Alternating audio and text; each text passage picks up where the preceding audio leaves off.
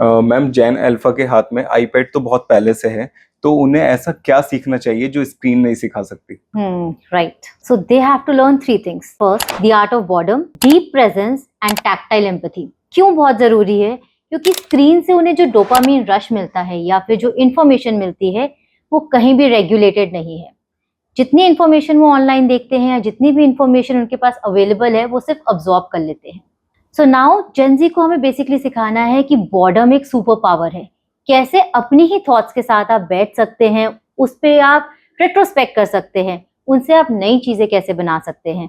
That is why ये जो dopamine rush है इसको थोड़ा कम करने के साथ उनकी क्यूरोसिटी को, उनके ओरिजिनल आइडियाज को वहां पे हमें उनको सिखाने की जरूरत है। सेकेंड जो चीज है वो है फ्रिक्शन, जो कि स्क्रीन्स बिल्कुल हटा देते हैं। फ्रिक्शन का मेरा मतलब है कि रियल रिलेशनशिप्स में या फिर आपकी डीप लर्निंग में या फिर आप कोई स्किल जब अक्वायर कर रहे हैं तो उस केस में क्या होता है, आपको समय देना पड़ता है, चीजों को सीखना पड़ता है, स्लो प्रोग्रेस होती है वहां पे।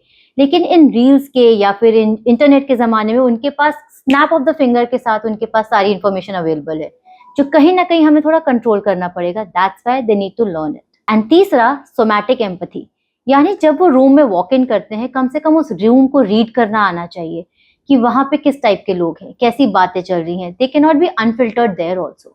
दे हैव टू अंडरस्टैंड कि जो हमारे आसपास की सराउंडिंग्स है वो किस तरीके का बिहेवियर एक्सपेक्ट करते हैं या कम्युनिकेट कैसे करना है।